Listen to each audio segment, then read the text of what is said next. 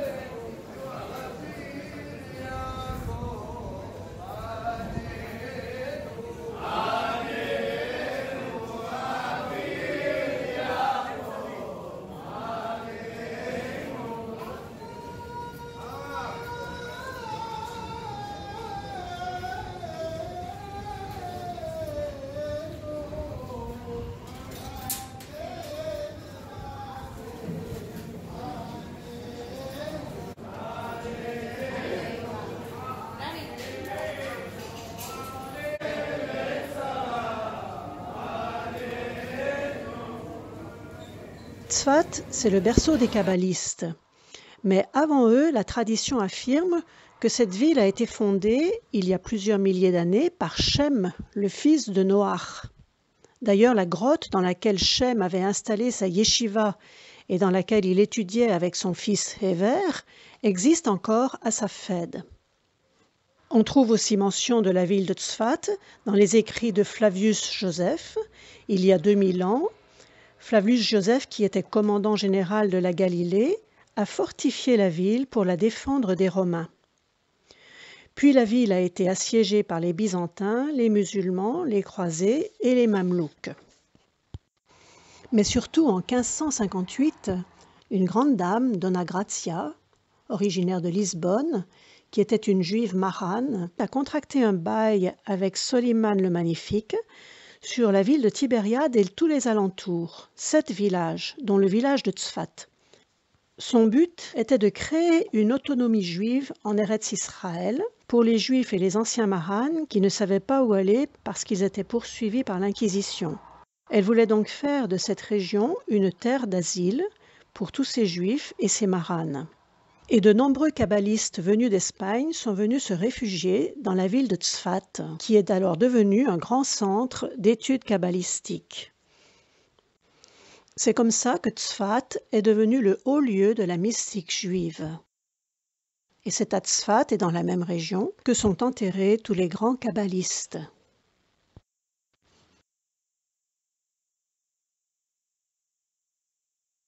Ici, nous nous trouvons à l'entrée du cimetière. Toute la colline, en dessous de la ville, est recouverte de tombes juives, dont certaines remontent à l'époque biblique et datent de plusieurs milliers d'années. Vous remarquez que certaines tombes sont peintes en bleu, la couleur du ciel. Ce sont les tombes des tzadikim, les justes.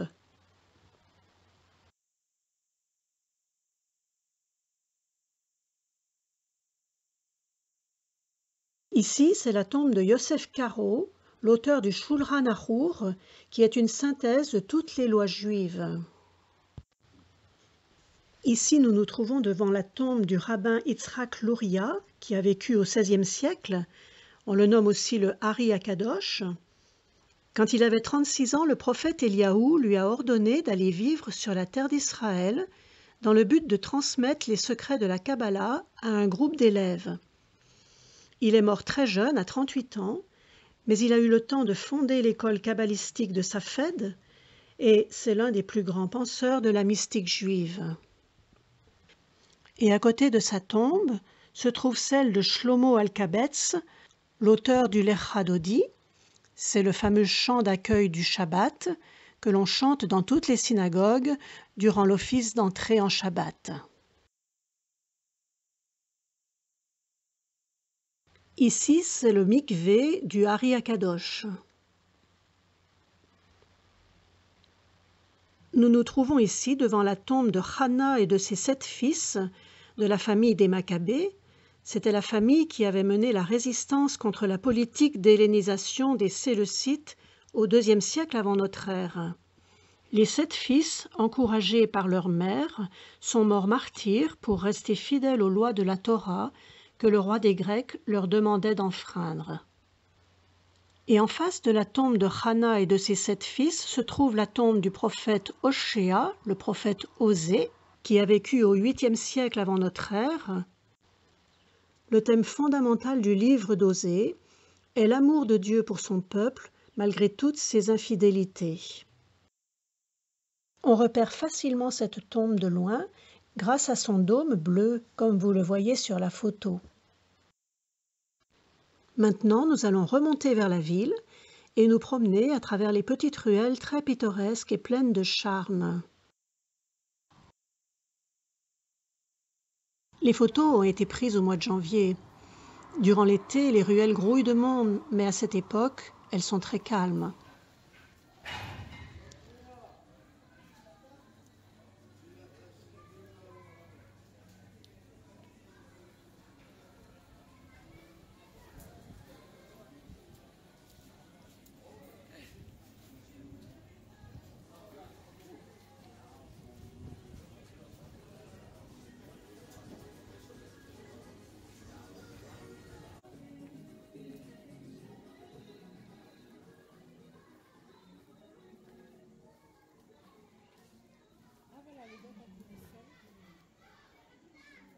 Ah, ce sera peut-être ça, oui.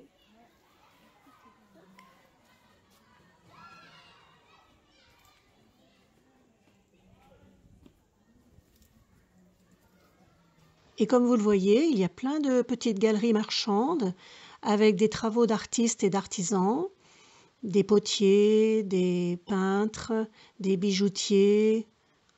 Notamment, on trouve de très belles enluminures et des aquarelles représentant des scènes de la Torah et comprenant l'intégralité du texte de la paracha d'une finesse absolument extraordinaire.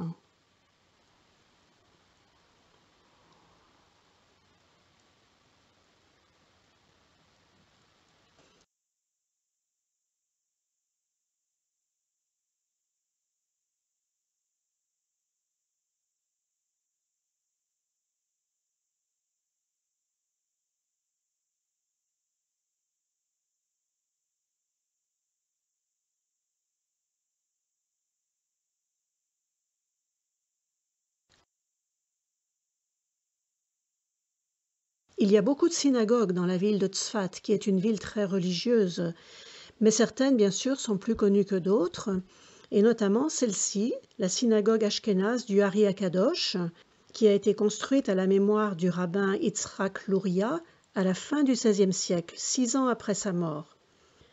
C'est l'une des plus vieilles synagogues d'Israël encore en service, et elle est vraiment très belle. Vous voyez ici l'arbre des séphirotes.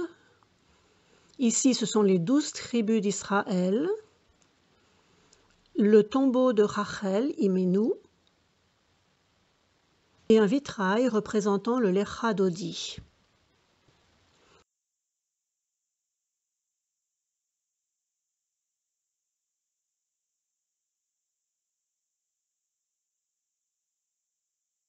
Une autre curiosité à Tzfat, c'est la fabrication de bougies.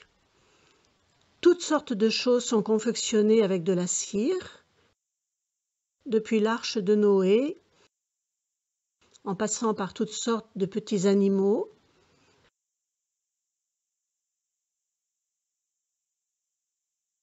et aussi bien sûr des bougies destinées à un usage plus religieux.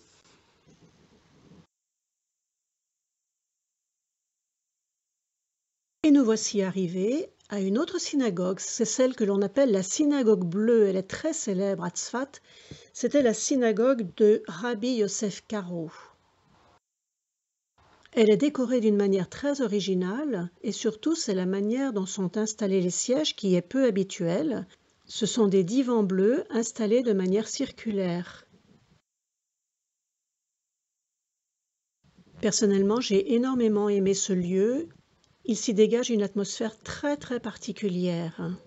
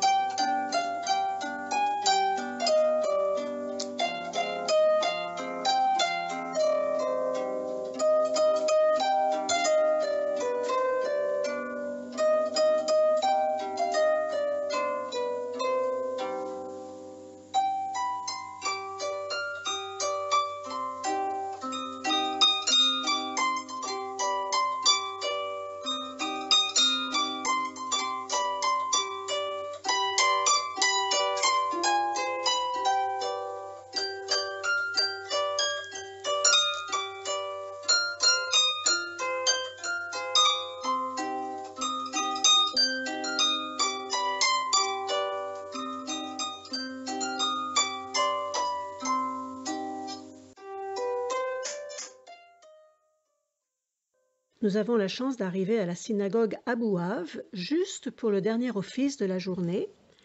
C'est aussi une très belle synagogue sfarade du XVIe siècle, conçue par le rabbin kabbaliste espagnol Yitzhak Abouav et édifiée par ses disciples lorsqu'ils sont arrivés à Safed après leur expulsion d'Espagne dans les années 1490. L'architecture est inspirée des enseignements kabbalistiques. Par exemple, l'estrade, où on lit la Torah, compte 6 marches symbolisant les 6 jours de la création, et le niveau supérieur représente le Shabbat.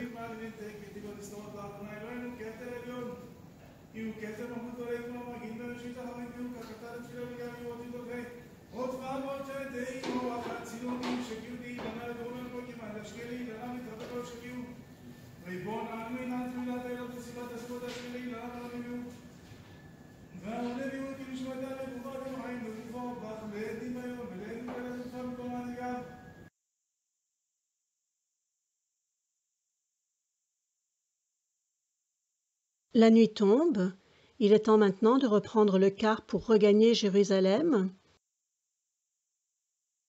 Un dernier regard sur la ville illuminée, que nous quittons à regret, il faut bien l'avouer.